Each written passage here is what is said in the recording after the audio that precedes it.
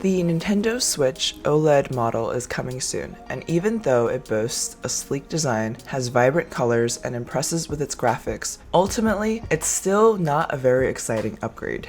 Nintendo is basically serving up gamers another version of its best-selling 2017 console that is nearly identical besides its nicer screen.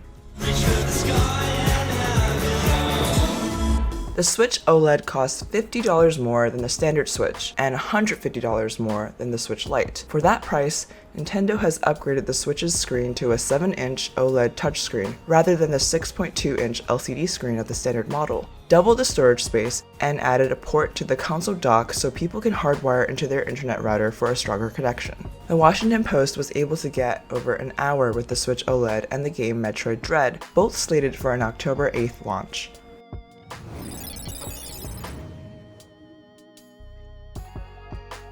The main things to like about the Switch OLED are the enhanced graphics, but one can imagine that for many Nintendo games, the slight improvements to vibrancy, sharpness, and overall crispness of animations might not make a huge difference.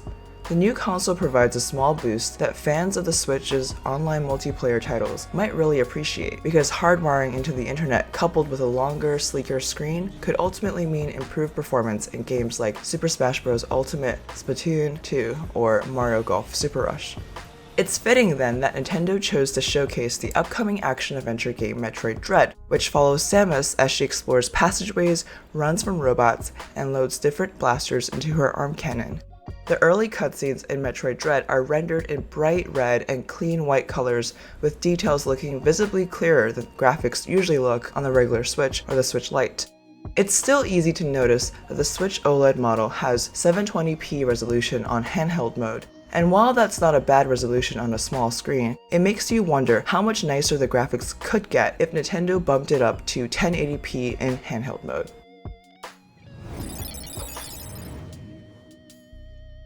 In TV mode, though, the Switch is only as good as the TV that's being used, rendering the fancy magic of the OLED display moot. Both the OLED and standard Switch models go up to 1080p via an HDMI cable in TV mode, which is still far from the 4K resolution of the Switch's latest console rivals, the PlayStation 5 and Xbox Series X. The Joy-Con controllers, too, are nothing new, though the new Switch is backward compatible with older Joy-Cons. That's good news for anyone who has bought themed Joy-Cons like the blue and green Animal Crossing ones or the purple and orange ones sold at retailers.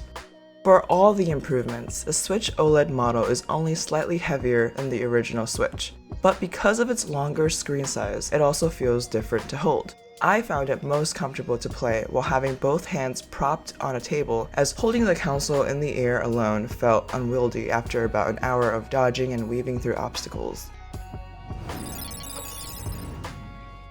After all the rumors of a Switch Pro with a potential update to storage, graphics, and battery life, it's clear that the Switch OLED model is not exactly the impressive refresh that fans were hoping for. But maybe for those who have been slow to buy a Nintendo Switch, or those who want to collect them all, the OLED model could find its audience.